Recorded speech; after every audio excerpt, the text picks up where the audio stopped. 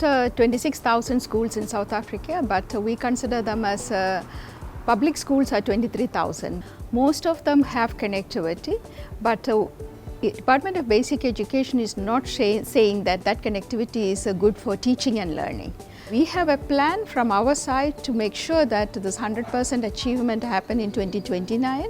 For that, we have some universal service obligations we gave to the 5 licensees now, mobile operators, which actually got spectrum auction. Through that, we are actually given them a social obligation to connect more than 16,000 schools in 5 years.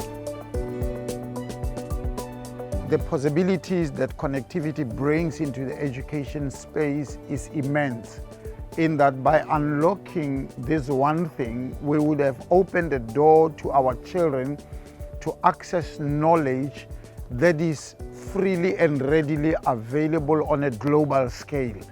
So now we are looking at how the real-time monitoring of these schools connectivity. So we are very excited to see Giga metering product, so we are really working towards that. Currently, especially our biggest stumbling block is we don't know how many schools have connectivity and what type of speed they are connected.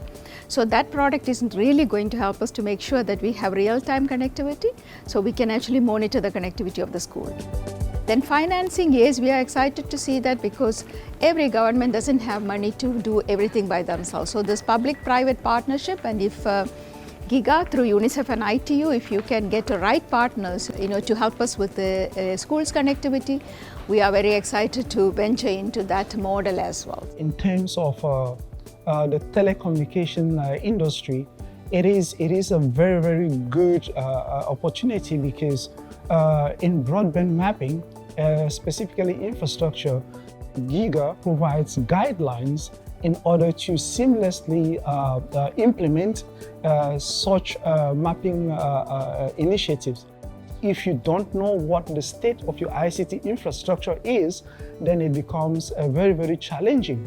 So using the standard and what is being rolled out in other countries gives us that sense of comfort that we are mapping infrastructure within the acceptable norms and standards that would actually move the industry further.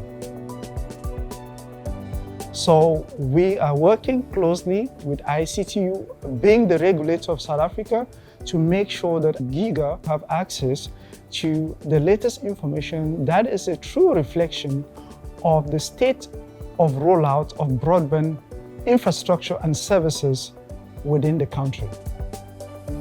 One thing that is very positive that came out was for us to learn how other countries have moved forward with some of the things that we have been thinking about and we have not been able to move. It inspires us to move in that direction and know that there are other countries that have already done this and that we can tap into their practical experiences as we move into implementing.